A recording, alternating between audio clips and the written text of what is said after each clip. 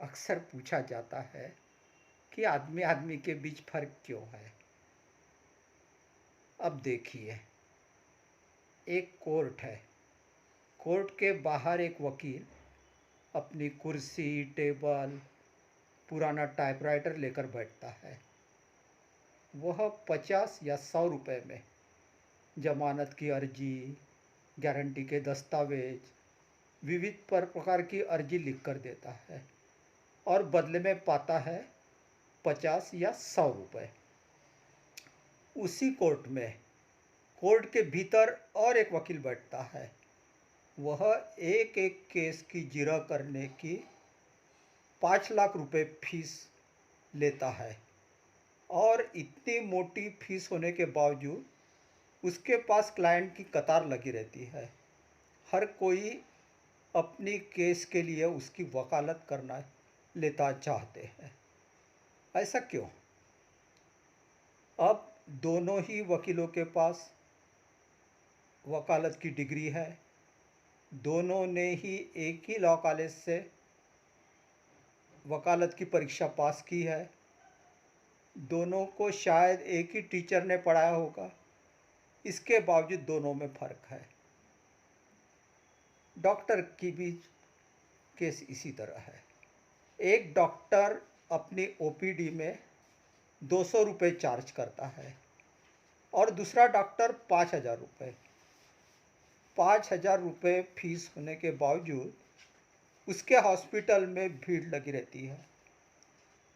हर कोई अपने मरीज का इलाज उस डॉक्टर द्वारा करना चाहते हैं। ऐसा क्यों? अब दोनों ही डॉक्टर हैं, दोनों के पास ही डॉक्टर की डिग्री है, दोनों ने एक ही मेडिकल कॉलेज से डॉक्टरी की परीक्षा पास की है। इसके बावजूद दोनों में फ़र्क है। अब बॉलीवुड में देखिए, बॉलीवुड में एक म्यूजिक कंपोजिटर होता है जिसको हम संगीतकार कहते हैं। औसतन संगीतकार को 20 से 40 लाख रुपए मेहनतनामा दिया जाता है।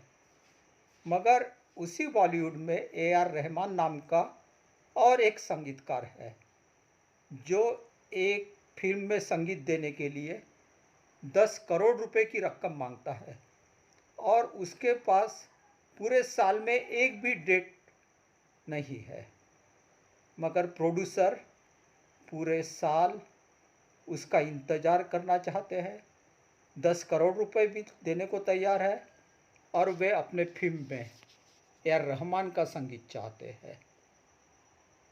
बॉलीवुड में कई सितारे हैं, कुछ नए हैं, कुछ पुराने हैं, कुछ लंबे अरसे से काम करने वाले हैं, मगर कुछ नामी सितारे हैं जैसे शाहरुख खान, सलमान खान, आमिर खान या अक्षय कुमार, जो सामान्यतः सितारे होते हैं उनको 20 से 50 लाख तक पैसे दिए जाते हैं, रकम दी जाती है। मगर ये जो नामी सितारे हैं वे अपने एक फिल्म के लिए 10 से 15 करोड़ रुपए रकम मांगते हैं और उनके पास भी पूरे साल भर कोई डेट खाली नहीं है। मगर प्रोड्यूसर पूरे साल इंतज़ार करना जानते हैं और वे 10 से 15 करोड़ की मोटी रकम भी देने को तैयार है। मगर वे चाहते हैं कि उनके फिल्म में उपरोक्त में से कोई भी नामी सितारा अभिनय करे। ऐसा क्यों? इसका सीधा साधा जवाब यह है कि इन लोगों ने अपना एक वैल्यू क्रिएट किया है, अपना एक मूल्य स्थापित किया है। आज वह उस मकाम पर पहुँचे हैं जहाँ उनका एक बहुत बड़ा गुडविल है, क्रेडिटिबिलिटी बनी है। इसलिए हर कोई इन लोगों के साथ काम करना चाहता है। मगर यह क्रेडिटिबिलिटी या वैल्यू रातों रात नहीं बनता।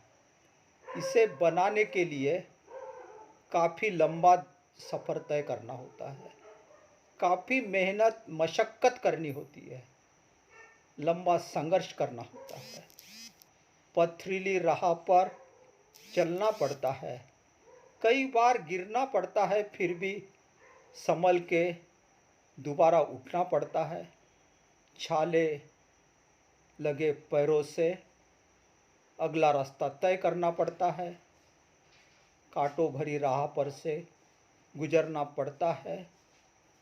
कई बार आशा और निराशा के गहरे बादल इनके जीवन में आते हैं जाते हैं, मगर न डिगते हुए इन लोगों को आगे बढ़ना पड़ता है। जो यह कठिनाइयों का दौर पार करता है, जो संघर्ष के दिनों में मुसीबतों से टक्कर लेकर आगे बढ़ता है, वही अपना वैल्यू क्रिएट करने में सफल होता है। अधिकांश लोग इस मुश्किल दौर के सामने पराजित हो जाते हैं। वे इस मुश्किल दौर से गुजरना नहीं चाहते, संघर्ष की राह, पथरीली राह से चलना टाल देते हैं। वह उन्हें जो मिला उसे अपने मुकद्दर का फसाना समझकर स्वीकार कर लेते हैं और उसी दायरे में जैसे तैसे अपने ज़िंदगी गुजारने को अहमियत देते हैं। वह लोग वही के वही रह जाते हैं। जो वकील 50 या 100 रुपये लेता, वह वकील इसी दायरे में आता है। उसने कोई ऊंचा सपना नहीं देखा था। 50 और 100 रुपये को अपना मुकद्दर समझकर वह चलता रहा और ज़िंदगी बसर करता रहा।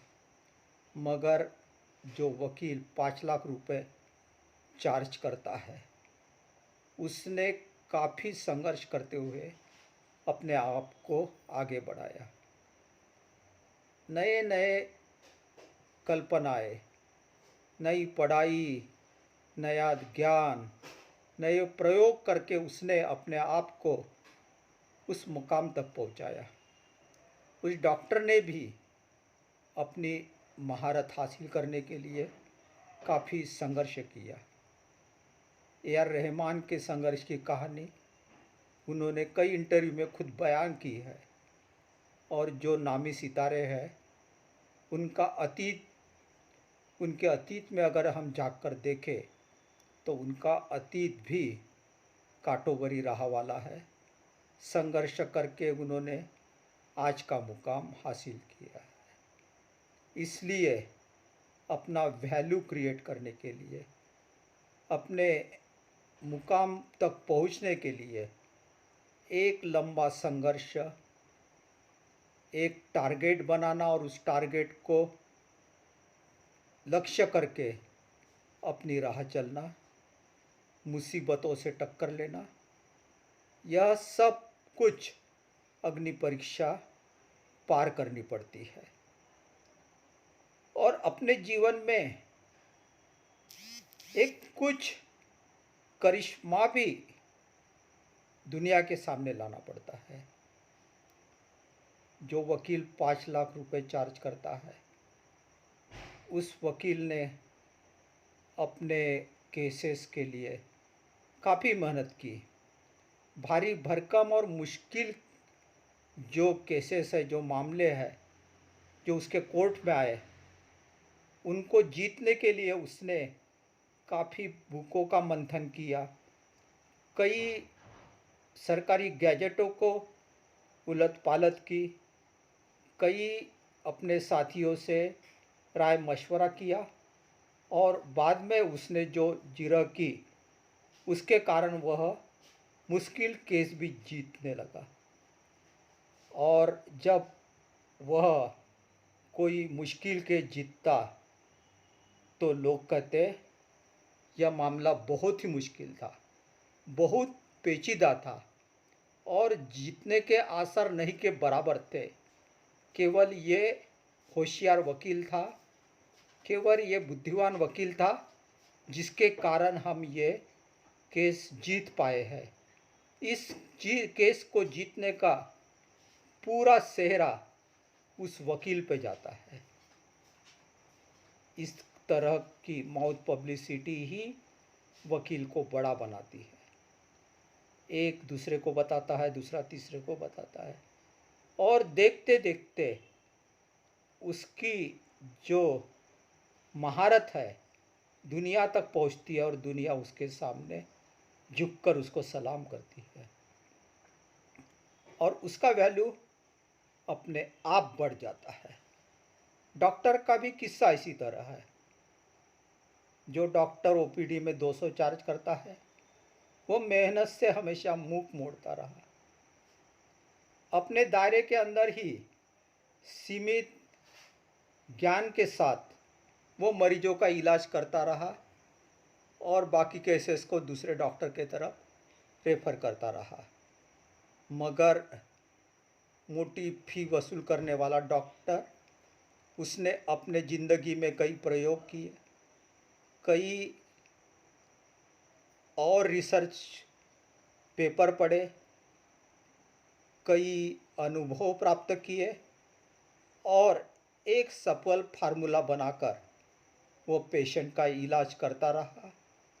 और उसने अपने दौर में ऐसे पेशेंट का इलाज किया और उन्हें दुरुस्त किया कि लोग कहने लगे बहुत क्रिटिकल केस था, बचने की उम्मीद नहीं के बराबर थी। मगर आज डॉक्टर की मेहरबानी से हमारा पेशेंट बच गया। हमारे लिए ये डॉक्टर किसी भगवान से कम नहीं, हमारे लिए वो फरिश्ता है, फरिश्ता। जब ऐसे उद्गार किसी पेशेंट के रिश्तेदार से आते हैं या पेशेंट अपनी दुआएं देता है तो उस डॉक्टर की महारत अपने आप बढ़ती है। संगीतकारों की दुनिया में झांके तो ऐसे कई संगीतकार आते हैं जाते हैं, संगीत बनाते हैं, धुन बनाते हैं, गीत बनाते हैं, फिल्मों में चलते हैं, मगर कब आते हैं और कब भूल जाते हैं किसी को भी पता नहीं चलता। मगर जब भी ए.आर. रहमान की धुन आती है, उसके द्वारा बनाए हुए गीत मार्केट में आ जाते हैं तो दुनिया के कोने कोने में उसकी गूंज उठती है। करोड़ों लोग ए.आर. रहमान का संगीत सुनने के लिए आतुर रहते हैं, उत्सुक रहते हैं। करोड़ों की तादाद में उसके चाहने वाले बने हैं, क्योंकि आज कड़ी मेहनत के बाद ए.आर. रहमान ने अपना मकाम हासिल किया है। उसने कुछ बॉम्बे जैसे गिने चुने फिल्मों में ऐसे गीत, ऐसा संगीत दिया है कि लोग उसे कभी भूल भी नहीं सकते, सोते जागते उसे गुनगुनाते हैं, क्योंकि इन धुनों ने उनके दिल को छू लिया है। और जो नामी गिरामी सितारे हैं, उन्होंने अपनी अभिनय क्षमता के कारण फिल्मी पर्दे को बहुत समृद्ध किया है।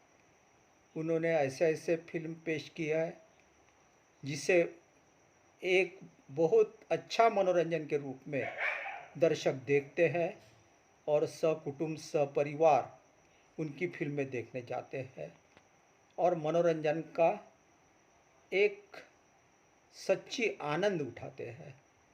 इसलिए उनकी क्रेडिबिलिटी, उनका भरोसा, सब कुछ उन्होंने हासिल किया है।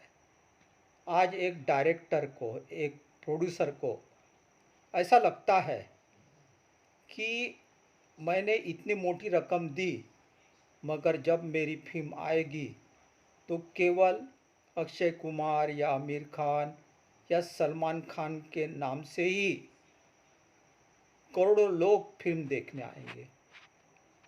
फिल्म कामयाब होने का यह एक बहुत बड़ा आयाम है और इसे कोई भी डायरेक्टर, कोई भी प्रोड्यूसर छोड़ना नहीं चाहता।